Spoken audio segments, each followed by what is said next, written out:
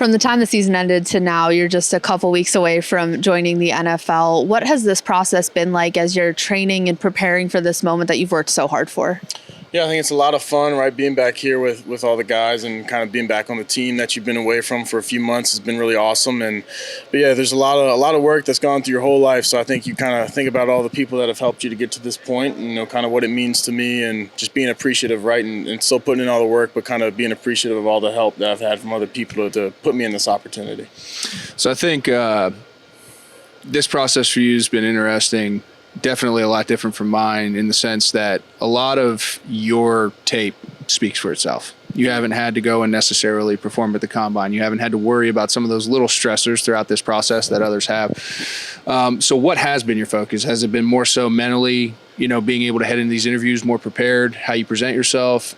Because I think either way, they're both unique, different processes. And you fortunately, again, by the way you've positioned yourself, the way you've played, what you put on tape, and put yourself in one where it might be a little more mental than physical at this point. Yeah, I think, being really good in the interviews is a big part, right? Because that's kind of the only time they get to speak with me and see who I am as a player and as a person. So that's been really big. And then really it's just been focusing on being the best football player I can be, when the time comes to start playing football again. Because at the end of the day, after all this, I'm going to have to, start playing football again against some really good players, right? So I think that's been a big focus for me, is making sure I come in the best shape of my life and ready to play football again. Love it.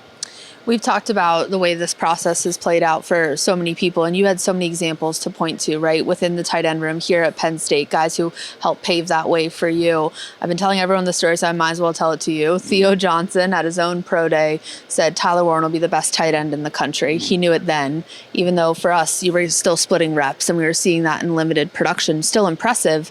To feel like that room has that much confidence. Pat Fryerman is saying you're the best tight end to come through Penn State.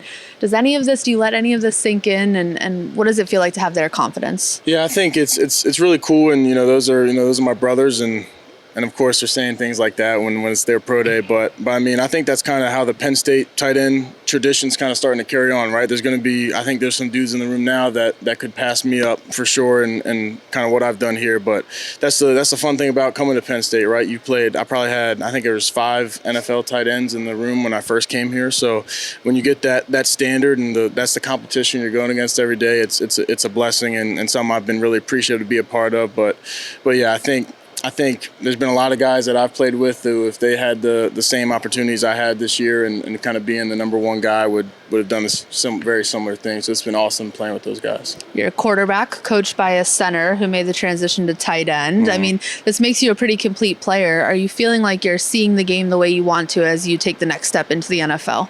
Yeah, I think I'm pretty good in that area, but also it's always going to be room to get better at it, and I need to get better at it, right? When you're going to play at this level, it's going to expect even more from you, and you have to be even more prepared. So I think it's going to be something I can always keep getting better at, but I think I am pretty good at that right now, but also don't want to get better.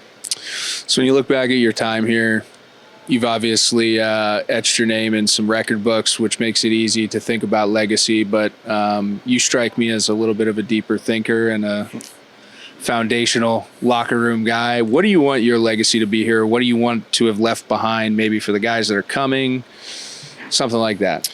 Yeah, I think I hope people just kind of remember me as a guy who played the game the way it's meant to be played, right? Not necessarily kind of the accomplishments, but when they talk about me, hopefully it's about, the effort, type of teammate I was, the way we finished, kind of really how a tight end should look when I'm looking at one, right? That's kind of what I hope they remember, and that's kind of the tradition that seems to be carrying on at the Penn State tight end room, and it's going to be like that for a long way with Ty Howell in there. So it's been a lot of fun being here, though. Hell yeah.